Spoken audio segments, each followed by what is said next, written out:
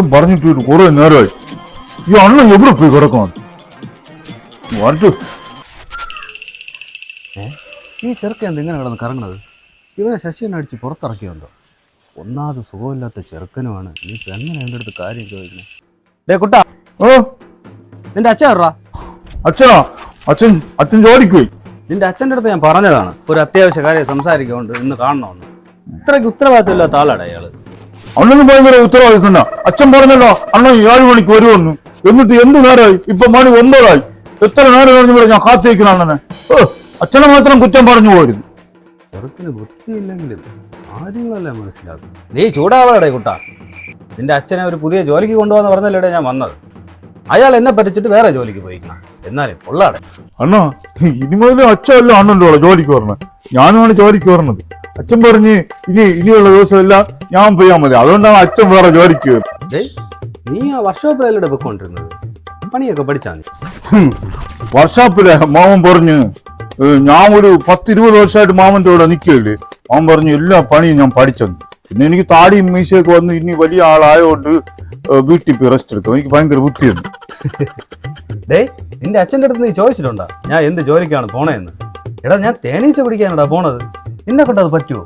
നിന്നെ കൊണ്ടതൊന്നും പറ്റുകയൊന്നുമില്ല. അണ്ണാ, നിങ്ങൾ ഒരു പ്രാവശ്യം എന്നെ കൊണ്ടുപോയി നോക്കണം. ഞാൻ വർക്ക്ഷോപ്പിൽ വലിയ വണ്ടിക്ക് അടി കിടന്ന് ഗ്രീസൊക്കെ ഇങ്ങനെ വാടി വെക്കുന്നതാണ്. എനിക്ക് അതിനൊരു ശക്തി ഉണ്ടെണ്ണ. നിങ്ങൾ കൊണ്ടുപോകണ തന്നെ എങ്ങനെയെങ്കിലും. അത് ശരിയാവലടേ കൂട്ടാ. നിനക്ക് പറ്റിയ ജോലിയൊന്നും അല്ലടേ അത്. ഞാൻ നിന്റെ അടുത്ത് എങ്ങനെടേ പറഞ്ഞ് മനസ്സിലാക്കി തരാം. എനിക്ക് 10 എണ്ണ. ഞാൻ അണ്ണൻ പറഞ്ഞ എന്തൊരു ജോലി തനിച്ച കൊത്തുവന്ന് ഞാൻ തനിച്ച കടിക്കും. എന്നിട്ട് അങ്ങനെ ഒരു കാര്യം, നമ്മളെ വീട്ടിൽ ഇങ്ങോട്ട് വരുന്ന വഴിക്ക് കുറച്ച് തേനീച്ചിരിക്കും. ഞാൻ എന്നും വരുമ്പോൾ അതോടൊന്ന് മൂളും. അണ്ണന് പിടിക്കാൻ പറ്റുമെങ്കിൽ പിടി. അപ്പൊ ഞാനും അതിന് കൂടെ സഹായിക്കുമല്ലോ. ഞാൻ അറിയാതെ ഇവിടെ എവിടെ നമ്മളെ ഏരിയയിൽ തേനീച്ചിരിക്കുന്നത് എന്നാ അത് എനിക്ക് അറിയണമല്ല. നിനക്ക് പഠിക്കുന്നതുമായി എനിക്ക് പിടിക്കുന്നതുമായി. നീ ഒരു കാര്യം ചെയ്യും, അത് എവിടെ ഇരിക്കണമെന്ന് എനിക്കൊന്ന് കാണിച്ചാൽ ഞാൻ എടുക്കാം. നീ കൂടെ എനിക്ക് ചെറിയ സഹായങ്ങൾ ചെയ്തു തന്നാൽ മതി. അവിടെ പോയി കിടന്ന് വെപ്രാളമൊന്നും കാണിച്ചു കളയില്ല. മനസ്സിലായ പറഞ്ഞത്? പോവാം വാ.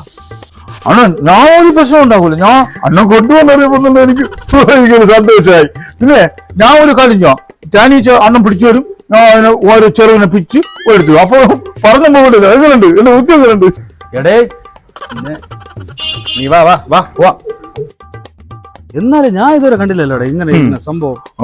നിങ്ങൾ കാണില്ല. ഇനിയേ നിങ്ങൾ പോലെ പൈസയൊക്കെ ആയിട്ടാണ് നല്ല ഷർട്ട് ഈ പോലത്തെ കളസൊക്കെ വാങ്ങിച്ച് ഷൂ ഒക്കെ ഇട്ട് വരസി നടക്കണം.